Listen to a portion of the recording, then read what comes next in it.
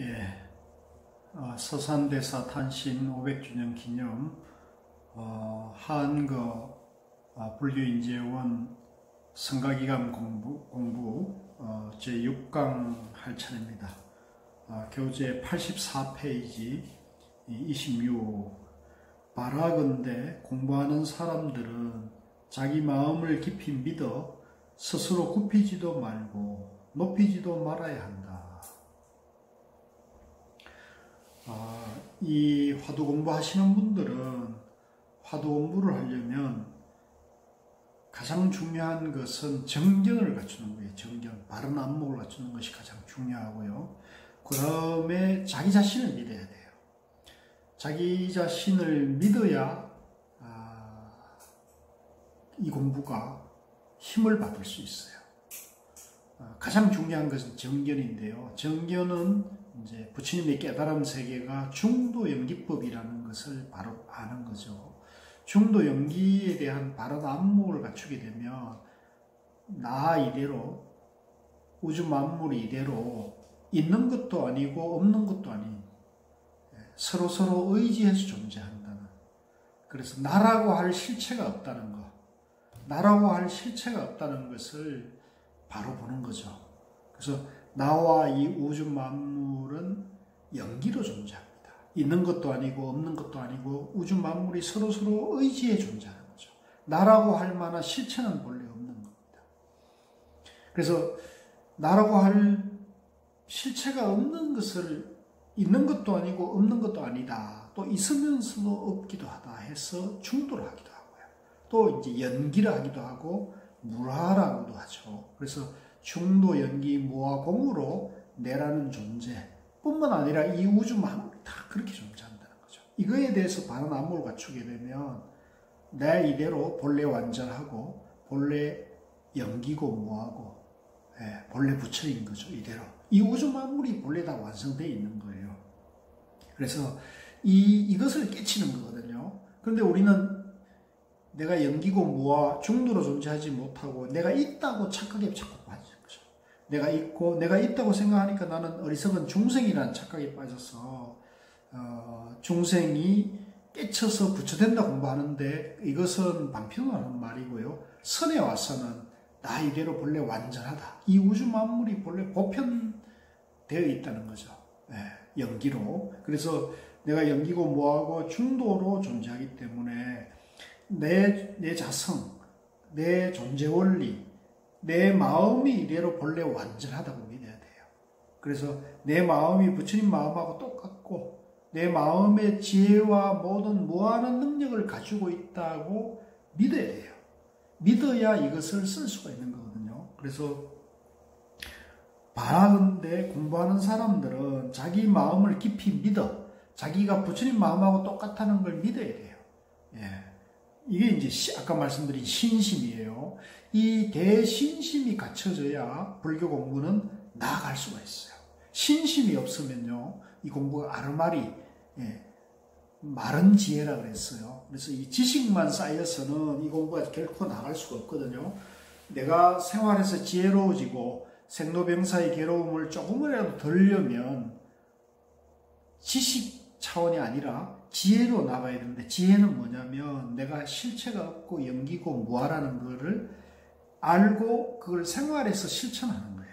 그래서 자기 마음을 깊이 믿어 자기 마음이 본래 부처님 마음하고 똑같다는 것을 믿어야 한다. 스스로 굽히지도 말고 높이지도 말아야 한다. 이제 굽히고 높이고는 이제 양변이잖아요. 그러니까 이것은 중도가 아니죠. 그러니까 양변에 빠지지 말고 중도행을 해라는 거죠.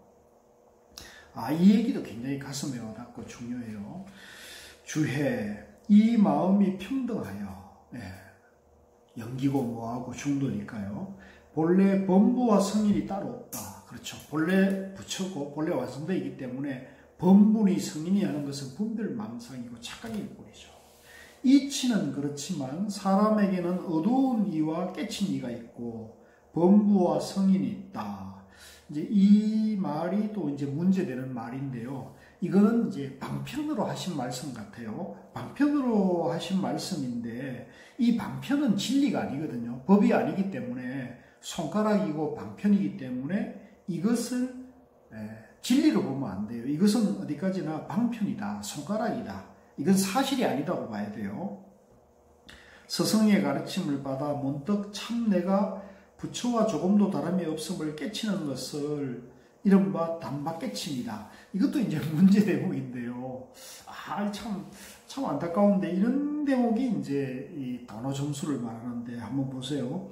스승의 가르침을 받아 문득 참 내가 부처와 조금도 다름이 없음을, 내가 이제 본래 부처라는 것을 깨치는 것을 단박깨침이다, 도노라 그랬단 말이에요.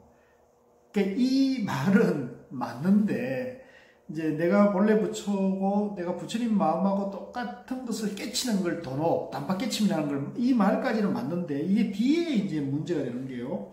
그러므로 스스로 굽히지 말 것이니 저 본래 아무것도 없다. 본래 무일물이라는 말인데요. 본래 아무것도 없다고 한 말이 그것이다.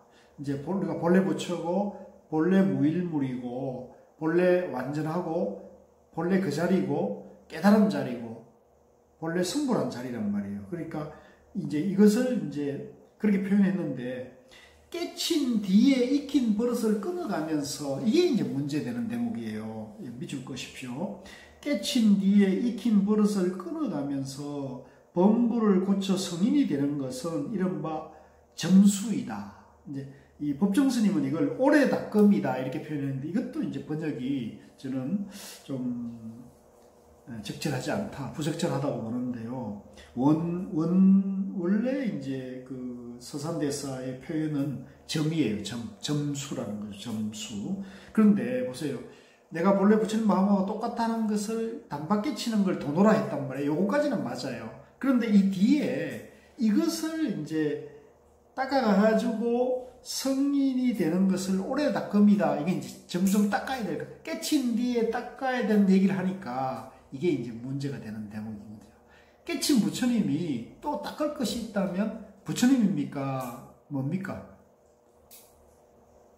그렇게 되면 이제 부처님이 말씀하신 무상정등각, 위 없는 바른 평등한 깨달음이 아니게 되죠. 우열이 있는 거란 말이에요. 그러니까 이런 대목이 이제 부처님 가르침에도 이제 맞지 않고 또 선에는 이제 더 말할 것이 없죠. 근데 이제 왜 이런 표현이 등장하느냐? 이거는 이제 방편으로 하신 말씀인데 이 방편을 여러분들이 법으로 알아가지고 진리로 받아들이면 여러분들에게 공부에 혼란이 와요. 그러니까 지금 우리나라에 뭐 유튜브나 내노라 하시는 분들이 법문하고 강의하는 걸 들어보면 이런 견지에서 하는 분들이 많거든요. 그것은 이제 올바른 공부 정견, 안목을 갖춘 것이 아니다. 방편으로는 뭐 어느 정도 받아들일 수 있는데 그분들은 그걸 방편으로 오지 않고 진리, 법으로 보고 있단 말이죠. 그러니까 그런 공부를 따라가게 되면은 이제 우리가 굉장히 공부가 혼란에 빠지고 공부가 진도가 나갈 수 없어요. 본래 부처라는 확신과 지혜를 밝히는데 이제 어려움이 많아지겠죠. 그러면 이제 생사고해를 벗어나가는 생로병사의 괴로움을 벗어나 영원한 행복으로 가는데 그만큼 장애가 될 수가 있습니다. 그래서 영원한 행복으로 가려면 곧장 바로 가면 되는데 본래 부처라는 그러니까요. 이제 그것을 이제 바른 안목으로 정견을 갖춰서 하자. 그래서 이것은 도노법, 도노선에 대한 바른 안목을 갖추는 것이 굉장히 중요하다. 그러므로 스스로 높이지도 말 것이니 저 부지런히 털고 닦아라고 한 말이 이것이다. 이거는 이제 해능대사와 신수대사가 육주단경에 보면 서로 개성대결할 때 나오는 말씀이잖아요.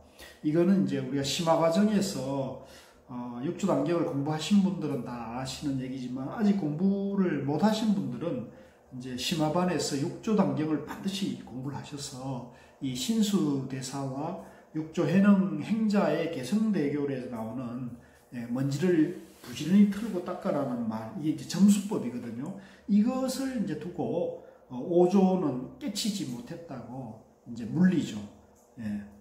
본래 무일무를 이제 인정한 거거든요. 그러니까 본래 승무를 인정하고 부지런히 털고 닦아야 된다. 부지런히 털고 닦아야 된다. 점수는 이제 선문에서는 오조도 인정을 하지 않습니다.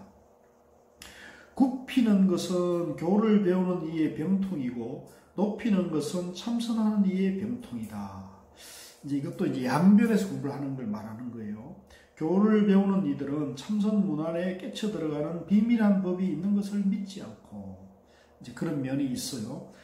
방편으로 가르친 데에 깊이 걸려 참과 거짓을 따로 집착하여 관행을 닦지 않고 남의 보배만 세게 되므로 스스로 뒷걸음치고 있는 것이다. 이제 이 방편으로 가르친 것을 법으로 알게 되면 이제 이렇게 남의 보배만 헤아리는 문제가 나타나게 돼요.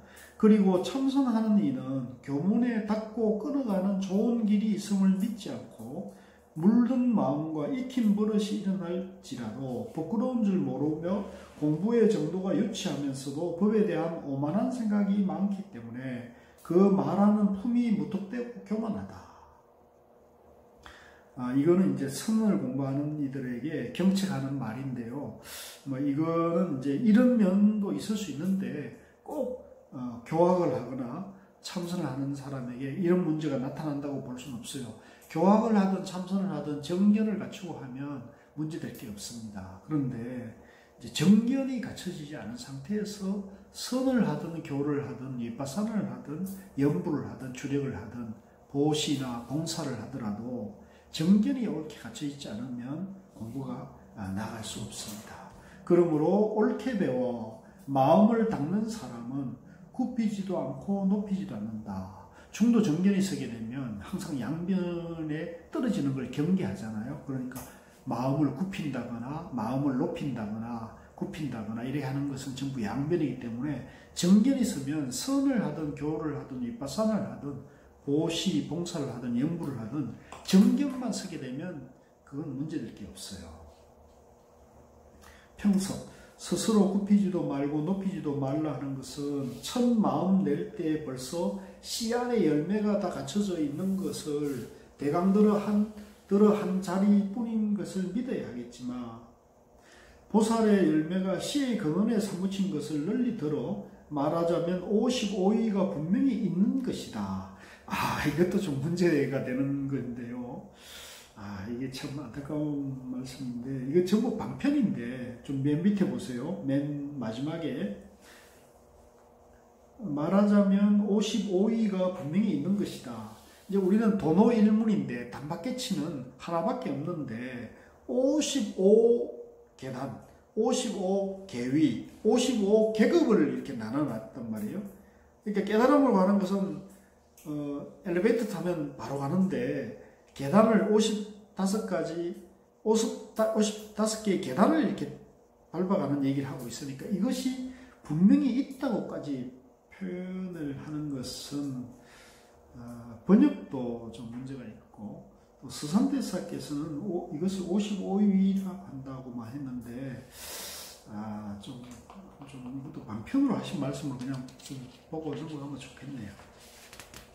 이런 게 이제 안목의 문제가 되거든요. 87, 28 마음을 모르고 도를 닦는다는 것은 무명만을 도와줄 뿐이다. 이게 참 좋은 말인데요. 이것도 바로 중도 정견을 세우고 수행, 도를 닦아야 된다는 겁니다. 중도 정견이라는 거 바로 내 마음을 아는 것이거든요. 내 마음이 있는 겁니까? 없는 겁니까? 내 마음이 우리 마음이 있는 것도 아니고 없는 것도 아니고 우리 마음이 중도로 되어 있는 거죠. 그러니까 마음을 모르고 도를 닦는다는 것은 중도를 모르고 도를 닦는다는 것은 무명, 어리석음만을 도와주는 것이다 하는 거죠. 마음을 알고 중도를 알고 공부를 하면은 어떤 공부를 하더라도 장애가 되지 않아요. 어떤 공부를 하더라도 마음을 밝히는 일이고 지혜를 밝히는 일이기 때문에 그것은 다 세상에 다 자기 자신의 이로운 일인데 중도를 모르고 하게 되면은 양변에서 공부를 하게 되면은 어리석음만 깊어지는 거죠. 참 안타깝습니다. 그래서 우리가 중도, 왜 성철 스님이 중도하고 고우 스님이 중도하고 제가 왜 중도를 얘기하느냐, 바로 자기 자신을 바로 알고 하자는 거죠. 우주 만물을 바로 알고 하자는 거고 부처님 깨달은 세계가 중도를 근본으로 한다는 걸 알고 공부를 하면은 이 공부가 그만큼 쉬워요. 예, 쉽고 잘 되고 또 일상생활에서 굉장히 지혜와 밝은 기운이 나오기 때문에 그렇습니다. 주해 철저히 깨치지 못했다면 어찌 참되게 닦을 수 있으랴. 깨친 것과 닦는 것은 마치 기름과 불이 서로 따르고 눈과 발이 서로 돕는 것과 같다. 이것도 좀 방편으로 하실 말씀인 걸로 받아들이면 좋을 것 같고요. 이것도 사실은 안 맞아요. 깨달음과 닦는 것은 깨달음과 닦는 것은 이제 방편으로 봐야 됩니다. 본래 성불이고 본래 부처이기 때문에 이제 대도무문으로 봐야 되거든요. 깨닫히는 거라는 건 도노법으로 봐야 되는데 닦는 것과 이제 깨침을 이제 하나로 이제 보게 되면 이제 법과 방편을 하나로 본다는 얘기 되니까 이제 혼란이 오는 거예요. 그래서 달과 손가락은 다르잖아요. 우리가 달을 보라 했을 때 이 손가락을 통해서 달을 보면 이 손가락은 사실 방편일 뿐이란 말이에요. 부처님께서 그 경전에서 그런 말씀을 하셨잖아요. 뗏목의 비유를 들어서 이제 이 생사의 언덕에서 저 열반의 언덕으로 강물을 건너려면 이 생사 고해의 양변의 강을 건너려면 뗏목이 필요한 거죠. 그래서 그 뗏목은 부처님 말씀인데 이 뗏목을 의지해서 저 언덕에 다다르면 깨달음의 언덕에 다다르면 이 뗏목이 필요합니까? 필요 없습니까? 뗏목을 고맙다고 지고 다닐 수는 없는 거거든요. 그건 버려야 되는 거거든요. 그건 방편이고 가상이고 실제가 아니죠. 실제가 현실이 아니란 말이에요. 착각된 하나의 방편일 뿐이다. 그래서 방편을 법으로 착각하면 안 돼요. 그게 지금 이 성가기감에 그런 대목이 꽤 나오기 때문에 제가 하나하나 짚어드리고 여러분들이 이번 성가기감 공부를 통해 가지고 달과 손가락, 법과 방편, 깨달음과 방편에 대해서 여러분들이 정확한 이해를 갖추는 것이 이 공부의 목표이다. 이렇게 말씀드릴 수 있어요.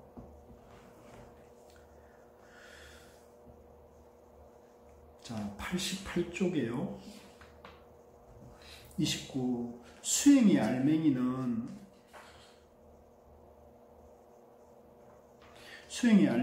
범부의 생각을 떨어지게 할 뿐이지 따로 성인의 아르마리가 있을 수 없다. 이게 이제 올바른 도노선에 맞는 얘기죠. 이제 수행의 요체는 그 뭐냐면 사실은 내가 범부 중생이라는 착각을 놔버리면 되는 거거든요. 그러니까 수행의 알맹이는 범부의 생각을 떨어지게 할 뿐이지 따로 성인이라는 성인이라는 그 자리를 따로 구할 필요가 없는 거죠. 내가 중생이나 착각만 딱 내버리면 본래 부처니까요. 본래 부처로 돌아가는 거니까. 그래서 이거는 이제 맞는 얘기죠. 주에 병이 없어져 약조차 쓰지 않는다면 앓기 전 그 사람이 아니겠는가. 그러니까 이제 병이 있기 때문에 이제 중생이라는 착각에 빠져 있기 때문에 그 착각을 깨기 위해서 깨달음이라는 약을 쓰는 거거든요. 깨달음을 통해 가지고 그 약을 통해 가지고 중생이라는 병이 다 나아버리면 병들기 이전에 본래 부처로 돌아가는 거죠. 그러면은 약도 필요 없는 거죠. 병이 나아버리면 약이 필요 없는 것이죠. 깨달음이라는 것이 필요 없어지는 거죠. 89쪽 30. 중생의 마음을 벌릴 것 없이 다만 제 성품을 더럽히지 말라. 바른 법을 찾는 것이 곧 바르지 못한 일이다. 이것도 이제 앞에 말과 같은 맥락인데요. 중생심을 벌릴 것 없이, 중생이라는 마음을 벌릴 것 없이 다만 제 성품을 더럽히지 말라. 이건 같은 말을 반복하는 것인데요. 중생이라는 마음을 버려라 그러는 것도 없이 그냥 더럽히지만은 자기 본래 자성이 본래 부처의 마음이니까 자기 성품을 더럽히지 오염시키지만 않으면 된다는 얘기죠. 같은 말입니다. 바른 법을 찾는 것이 곧 바르지 못한 일이다. 자기가 본래 완성되어 있고 본래 부처이고 본래 완전하기 때문에 이거 밖으로 뭘 다시 더 구한다는 것은 진리니 깨달음을 구한다는 것은 옳지 않은 일이라는 거죠. 이것도 이제 본래 성불의 입장에서, 도노선의 입장에서 하시는 말씀이에요.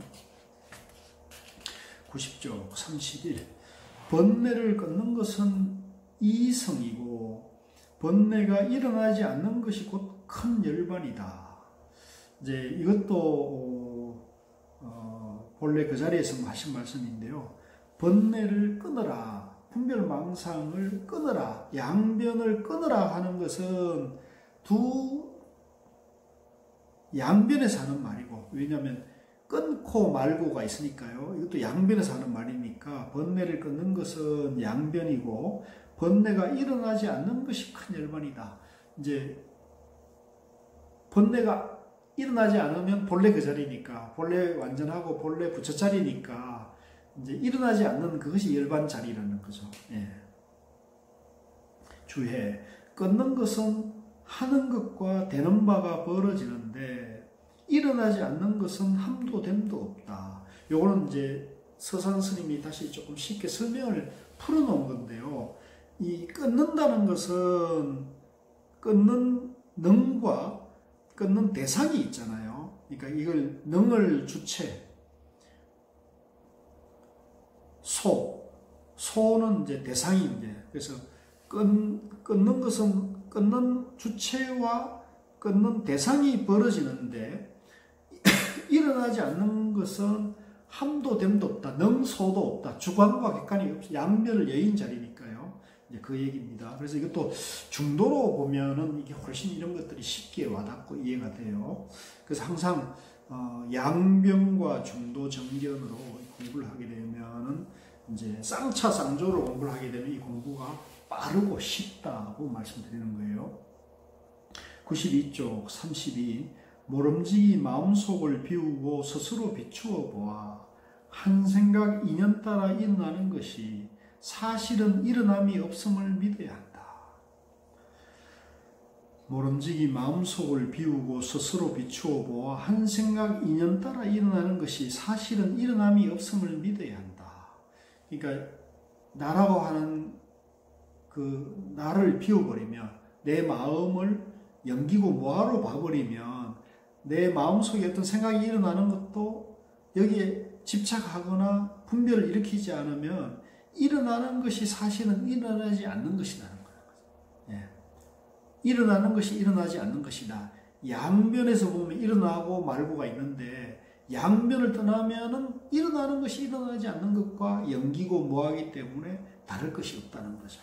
모두 연기죠. 일어나는 것도 연기고 일어나지 않는 것도 연기고, 나도 연기고 너도 연기고 중생도 연기고 부처도 연기무아이기 때문에 일어나고 말 거가 없다는 거죠. 그래서 중생은 일어나고 말고가 생사가 있다면 이제 부처님의 깨달음 세계에는 일어나고 말고가 연기무아이기 때문에 부처니 중생이 하는 것도 연기무아이기 때문에 실체는 없는 것이다. 이게 이제 부처가 보는 눈이라는 겁니다. 33으로 와가지고요. 죽이고 도둑질하고 음행하고 거짓말하는 것이 다 한 마음에서 일어나는 것임을 자세히 살펴보라. 일어나는 곳이 비어 없는데 무엇을 다시 끊을 것인가? 이것도 이제 연기무아의 존재 원리 입장에서 보는 걸 말씀하시는 거예요. 우리가 이제 살인을 하고 도둑질하고 음행하고 거짓말하는 것, 이런 것이 이제 다 이제 마음에서 일어난다는 거죠. 마음에 일어나는 것인데 이 마음을 자세히 들여다보면 그 마음이 실체가 있어요, 없어요? 실체가 없잖아요. 이 마음이 있는 것도 아니고 없는 것도 아니고 연기고 무아란 말이에요. 그 일어나는 것이 비어 없는데 무엇을 다시 끊을 것인가? 그러니까 살인하고 도둑질하고 음행하고 거짓말하는 그것이 마음이 짓는 것이지만 그 살인과 도둑질하는 것과 마음이라는 것이 전부 실체가 없고 연기고 무하기 때문에 거기에 집착하지 않으면은 거기에 더하고 말 거가 없다는 거죠. 끊고 말 거가 없다는 거죠. 그래서 그걸 이제 우리가 깨달음이라고 하는 것이다. 주에 여기에서는 성품과 형상을 함께 밝힌 것이다.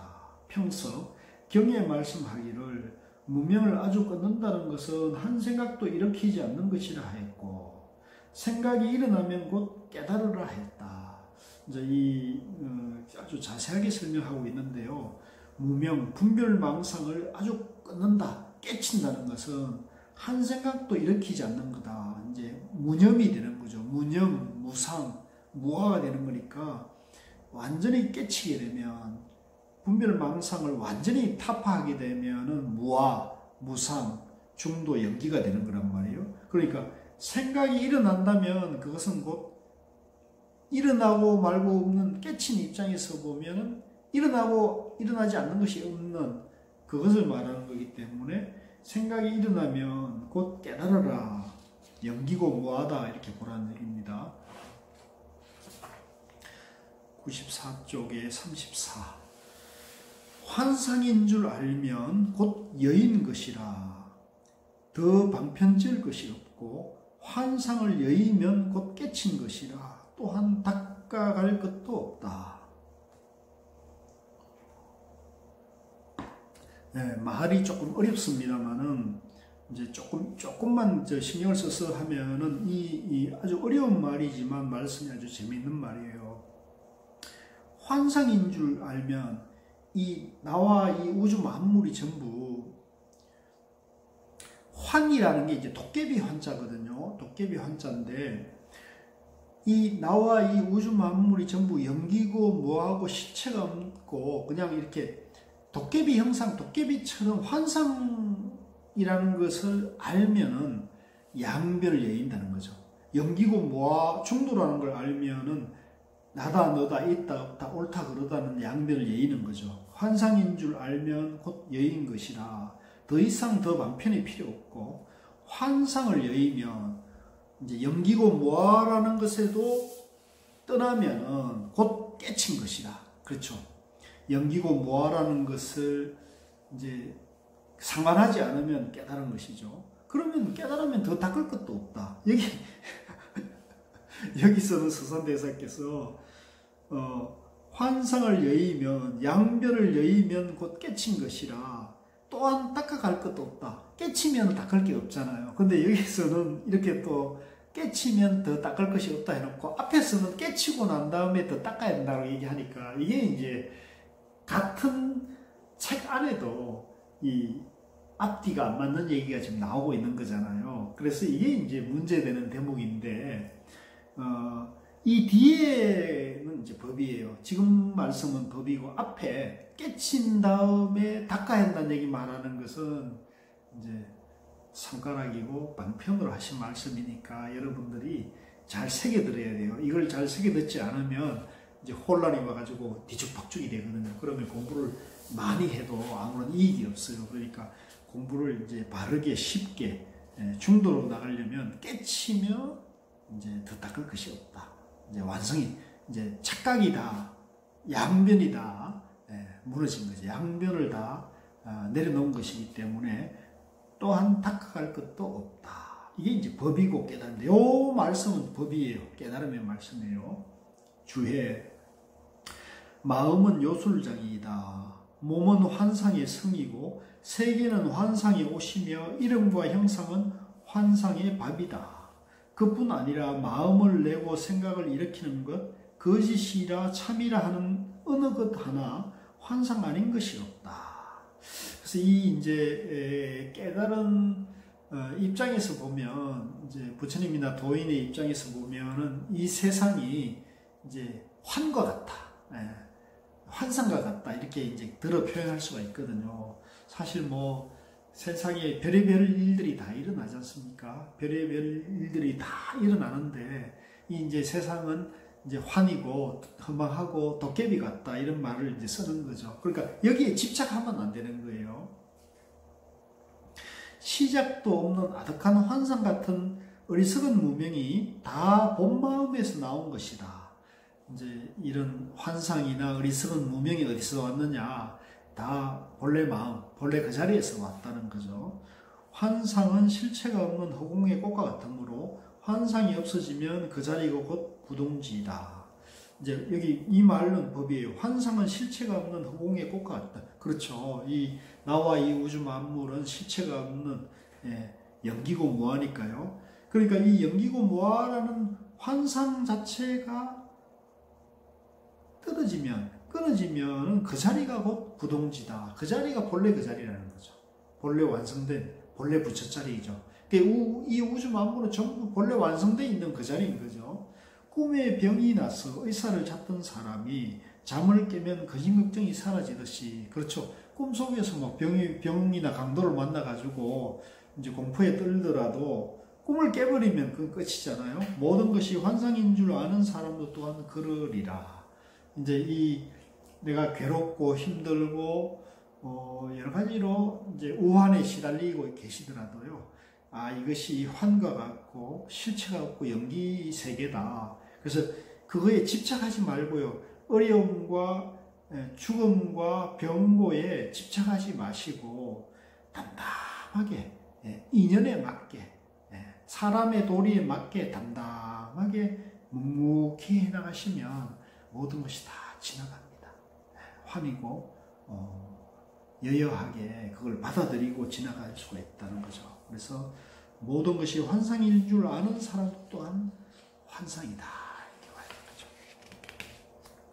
96, 35 중생이 나는 것 없는 가운데서 망령되게 생사와 열반을 보는 것이 마치 허공에서 꽃이 스물거리는 것을 보는 것과 같다. 이제 중생이 남이 없는 것, 이제 무생이죠. 중생이 남이 없는 가운데서 망령되게 생사와 열반을 보게 되면 마치 허공에 꽃이 핀 것 같다는 거죠. 그러니까 이것은 중생이라는 양변에서 이제 생사를 보게 되면은 전부 허공의 꽃 같은 것이다. 허공에는 꽃이 필 수가 있나요? 허공에는 뭐 아무것도 없잖아요. 허공은 그냥 허공인데 허공에 꽃이 피었다는 것은 사실은 허망한 착각세계이라는 거죠. 주에 성품에는 본래 나는 것이 없으므로 생사와 열반이 없고 허공에도 본래부터 아무것도 없으므로 스물거릴 것이 없다. 났다 죽었다 하는 줄도 아는 것은 허공꽃이 일어나는 것을 보는 것과 같고 열반이 있는 줄로 아는 것은 허공꽃이 쓰러지는 것을 보는 것과 같다. 그러나 일어남이 없는 것이므로 이 두 가지 견해에 대해서는 더 따질 것이 없다. 그러므로 사익경에 말하기를 부처님이 세상에 나오심은 중생을 건지기 위해서가 아니라 오로지 생사와 열반의 두 가지 견해를 건지기 위해서다라고 하였다. 이제 우리가 본래 완전하고 본래 부처이기 때문에 생사와 열반, 부처와 중생은 전부 분별망상에서 온 착각이거든요. 그래서 그 분별망상 착각만 비우게 되면은 생사와 열반이 모두 본래 완전하다는 겁니다. 사익경에서 말하기를 부처님이 세상에 나오심은 중생을 구제하기 위해서 오신 게 아니라 오로지 생사와 열반의 두 견해를 깨기 위해서 생사와 열반이라는 분별망상, 분별의 말을 양변을 무너뜨리기 위해서 나온 것이다. 이런 말씀입니다. 중생을 구제하러 온 게 아니라 양변의 착각에서 벗어나기 위해서 나온 것이다. 하는 거죠. 98쪽 36 보살이 중생을 건져 열반에 들게 했다 할지라도 사실은 열반을 얻은 중생이 없다. 이것은 이제 건강경에 나오는 부처님 말씀이죠. 아주 유명한 말씀인데요. 저도 중도를 모를 때는 이런 대목을 봤을 때 도저히 이해가 안 됐어요. 그래서 건강경이 101본문을 통해 중도를 모를 때는 건강경이 굉장히 어려운 경전이었거든요. 그런데 101본문을 통해서 중도를 이해해서 부처님 깨달음 세계를 좀 알게 되니까 이런 말들이 이제 그냥 바로바로 이해되고 쉬워요. 보살이 중생을 건져 열반에 들게 했다 할지라도 대개 이제 우리가 양변에서 공부를 하게 되면은 이제 보살은 중생을 구제해가지고 열반에 들게 한다는 것이 보살의 사명이잖아요. 사실은 열반을 얻은 중생이 없다. 아니, 보살이 중생을 구제해서 부처가 되게 하는 것이 보살의 사명이고 우리가 그렇게 공부를 하는데, 그렇게 해도 사실은 열반에 든 중생이 아무도 없다는 거예요. 이게 이제 부처님 말씀이니까요. 그래서 이건 이제 바로 뭘 말하냐면, 중생 하는 그 중생이 바로 본래 부처라는 거죠. 본래 부처가 중생이라는 착각에 빠져 있는데, 중생을 구제해도 착각만 깨는 거니까, 본래 부처로 돌아가는 것이니까 구제할 중생이 있어요, 없어요?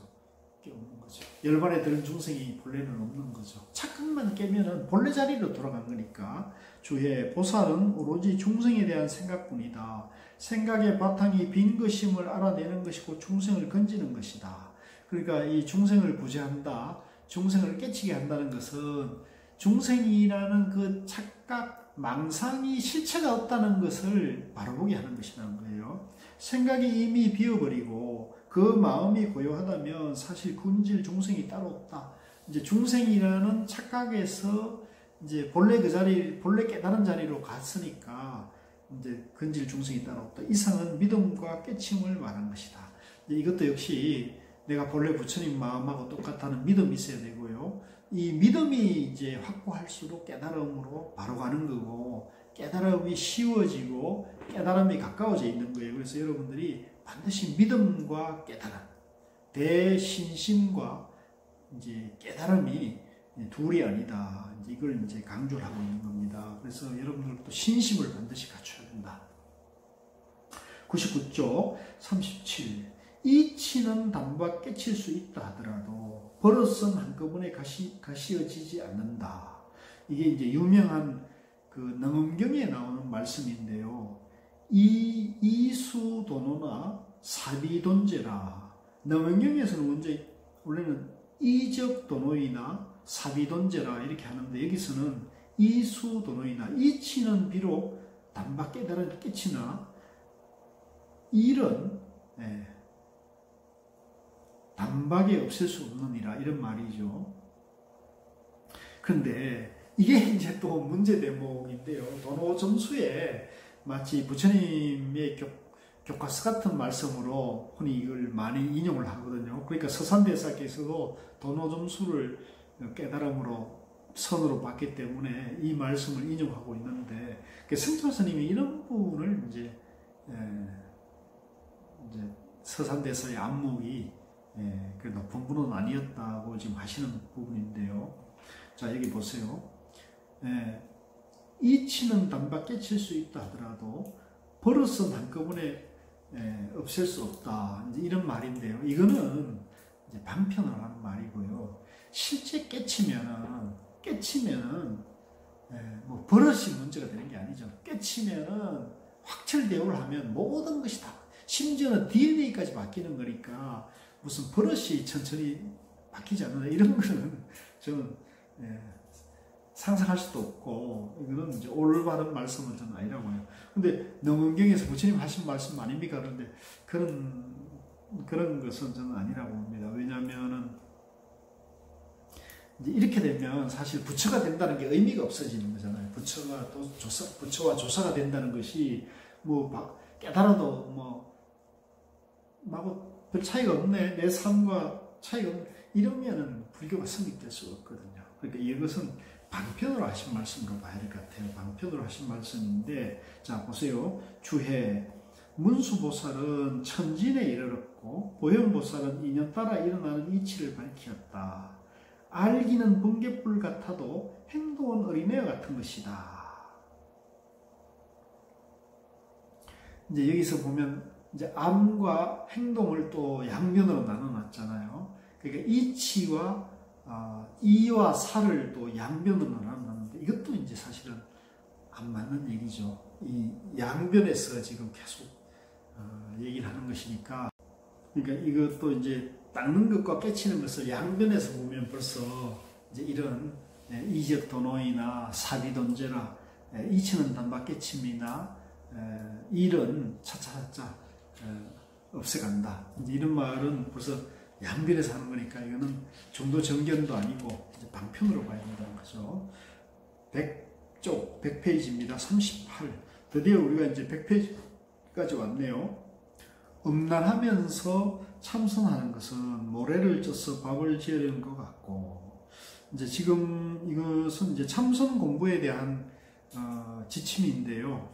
우리 마음이 음란하면서 참선하는 것은 모래를 쪄서 밥을 지으려는 것 같다. 말도 안 되는 얘기죠. 그러니까 참선 수행을 하는 데 있어서 마음이 음란해서는 절대 공부가 되지 않아요. 예. 살생하면서 참선하는 것은 죄의 길을 막고 소리를 지는 것 같으며, 이것도 이제 어리석은 것이죠. 또 도둑질하면서 참선하는 것은 새는 그릇에 가득 차기를 바라는 것 같고, 말도 안 되는 얘기죠. 거짓말하면서 참선하는 것은 똥으로 향을 만들는 것 같다. 이것도 이제 어불성설입니다. 이런 것들은 비록 많은 지혜가 있더라도 다 악마의 길을 이룰 뿐이다. 그러니까 이제 거짓말하고 살인하고 음행하고 도둑질하면서 이런 사람이 참선을 한다는 것은, 이것은 깨달음으로 갈 수도 없고 밝은 지혜를 밝힐 수도 없는 거예요. 그건 이제 음만 더 쌓은 것이고 짓는 것이죠. 이것은 마구니의 길인 거죠. 마구니가 되는 길인 거죠. 다 악마의 길을 이룰 뿐이다. 주해. 이것은 수행의 법칙인데 세 가지 무루학을 밝힌 것이다. 소성은 법을 받아 지키는 것으로 계율을 삼기 때문에 대충 그 끝을 다스리게 되고, 대성은 마음을 거두는 것으로서 계율을 삼기 때문에 자세히 그 뿌리를 걷는다. 그러므로 법으로 지키는 계율은 몸으로 범하는 일이 없을 것이고, 마음으로 지키는 계율은 생각으로 범하는 일까지도 없다. 음란한 것은 깨끗한 성분을 끊고, 살생하는 것은 자비스러운 마음을 끊으며, 도둑질하는 것은 복과 덕을 끊고, 거짓말하는 것은 진실을 끊는다. 지혜를 이루어 6가지 신통을 얻었다 할지라도 만약 살생과 도둑질과 음행과 거짓말하는 것을 끊지 않는다면 반드시 악마의 길에 떨어져 영영 깨달음의 바른 길을 잃고 말 것이다. 이 4가지 계율은 모든 계율의 근본이므로 따로 밝혀 생각하더라도 범함이 없도록 할 것이다. 한 것이다. 이제 4가지 계율은 이제 우리 5개 중에서 4가지를 말씀하시는 건데요. 살생, 도둑질, 음행, 거짓말인 거죠. 예. 생각하지 않는 것을 계율이라 하고, 생각이 없는 것을 선정이라 하며, 어리석지 않은 것을 지혜라 한다. 다시 말하자면 계율은 도둑을 잡는 것이고, 선정은 도둑을 묶어 놓는 것이며, 지혜는 도둑을 죽여버리는 것이다. 또한 개의 그릇이 온전하고 튼튼해야 선정의 물이 맑게 보이고, 따라서 거기에 지혜의 달이 나타나게 된다. 이 사막은 참으로 만법의 근원이 되므로 특별히 밝히어 온갖 새어 흐르는 일이 없게 한 것이다. 영산해상에 어찌 함부로 지내는 부처가 있었으며 소림 문화에 어찌 거짓말하는 조사가 있었으랴. 자, 여기 이제 5계와 삼학, 이제 계정해를 말하는데요. 근데 이제 이 선에서는 이제 이 계율이나 사막, 계정회와 같은 것을 따로 나눠서 이렇게 말하지는 않아요. 왜냐하면 선은 마음을 바로 하는 것이, 마음을 바르게 하는 것이 이제 계인 거고요. 그 다음에 이제 마음을 맑게 하는 것이 이제 청정한 것이고, 또 마음을 이제 밝히는 것이 이제 선정이거든요. 지혜인 거죠. 그러니까 이 선은 일신법이기 때문에 뭐 3가지니 뭐 4가지니 5가지 이렇게 하지 않고, 마음이 깨끗하고 마음이 바르고 마음이 밝으면은, 마음이 밝고 깨끗하고 바르면은 그 하나인 거죠. 하나의 자리에서 그것이 다 이루어진다. 그래서 삼루무학, 삼루무학, 그 일심법으로 바로 말하는 것입니다. 그래서 뭐 이렇게 방편으로 이제 4계, 5계를 얘기할 수 있고, 삼학, 계정해를 두루 갖춰야 한다 말씀할 수 있지만, 항상 우리 마음이 밝고 고요하고 또 청정하면은 바로 이제 개정해가 내 마음속에 다 한 번에 다 이루어지는 거거든요. 103쪽 39. 덕이 없는 사람은 부처님의 계율에 의지하지 않고 삼업을 지키지 않는다. 함부로 놀아 게을리 지내며 남을 깔보아 따지고 시비하는 것을 일삼고 있다. 이제 덕이 없는 사람은 계율을 이제 함부로 대하죠. 계율을 함부로 대하면 이제 삼업, 신구입, 그러니까 마음이나 이제 말이나 몸으로 업을 이제 무수히시키게 되죠. 그러면 이제 덕이 없는 거죠. 함부로 놀아 게을리 지내며 남을 깔보아 따지고 시비하는 것을 일삼고 있다. 예, 이것도 전부 양변에 떨어져서 우열의식을 가지는 거죠. 그래서 중도 정견을 세우면 이런 문제를 이제 쉽게 건너갈 수가 있습니다. 주에 한번 마음의 계율을 깨뜨리면 온갖 허물이 함께 일어난다. 평석.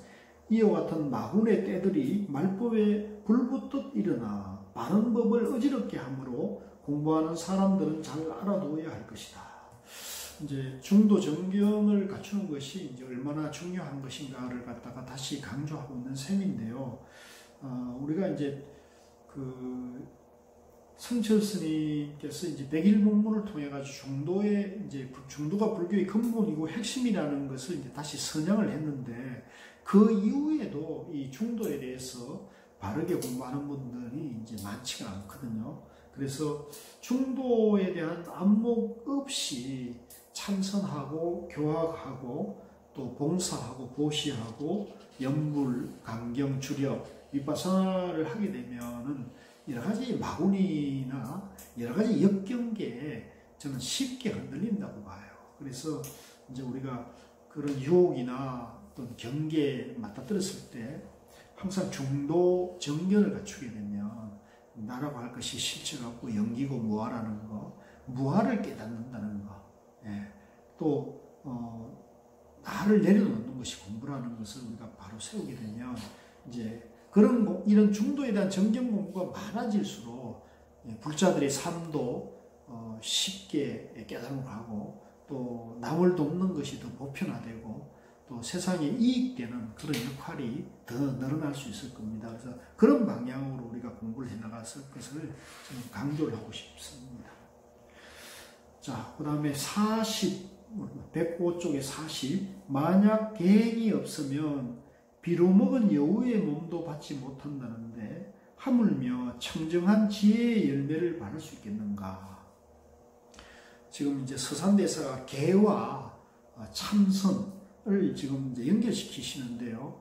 이것도 또한 그 일반적인 조사나 가라선사들은 이제 개를 강조하긴 하지만은 계율을 따로 떼가지고 얘기하지는 않거든요. 그런데 여기서는 이제 서산대사가 강조를 하는데 어쨌든 뭐 이것도 방편이고 또 계가 그만큼 행위 그만큼 중요하다는 거니까 저는 뭐 이건 그대로 그냥 수용하면 된다고 봅니다. 그래서 이제 행을 항상 마음을 항상 청정하게, 마음을 바르게, 마음을 밝게 써야 된다는 거.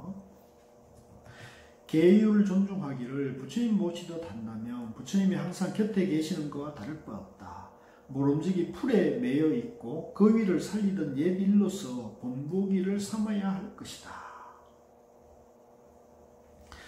이제 이거는 이제 부처님의 가르침, 부처님의 계율, 또 부처님이 옆에 계시는 이런 이제 부처님의 의지하는 얘기 자꾸 하는 건데요. 이거는 이제 제가 봤을 때는 이제 우리가 본래 완전하고 본래 그런 능력을 다 가지고 있다는 입장에서 보면 방편으로 하신 말씀으로 봐야 할 것 같아요. 107쪽에 41. 생사에서 벗어나려면 먼저 탐욕을 끊고 애욕의 불꽃을 꺼버려야 한다.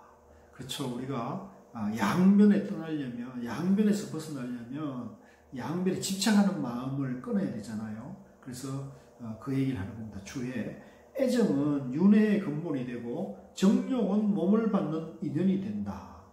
부처님이 이러기를 엄탕한 마음을 끊지 못하면 티끌 속에서 나올 수 없다 했고, 또한 애정이 한번 얽히게 되면 사람을 끌어다가 죄악의 문에 쳐넣는다고 했다. 애욕의 불꽃이란 애정이 너무 간절하여 불붙듯 함을 말한 것이다.